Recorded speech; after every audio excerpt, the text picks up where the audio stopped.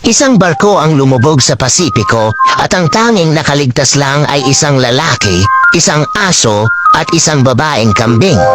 Napadpad sila sa isang isla na malayo sa mga tao at nanirahan sila doon ng magkakasama.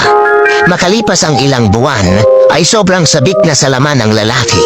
Gumaganda na sa paningin niya ang kambing pero ang problema lang ay tinatahulan siya ng aso pag lumalapit siya dito.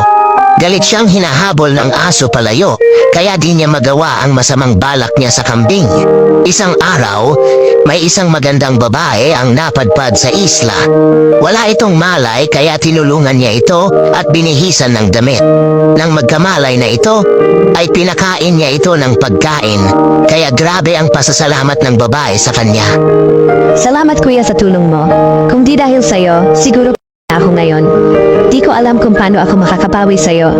Meron ka bang gustong i-request para naman makapawi ako sa'yo? Umabot hanggang tenga ang ngiti ng lalaki at agad-agad itong nagsalita. Oo, meron sana. Pwede bang maglakad-lakad muna kayo ng aso?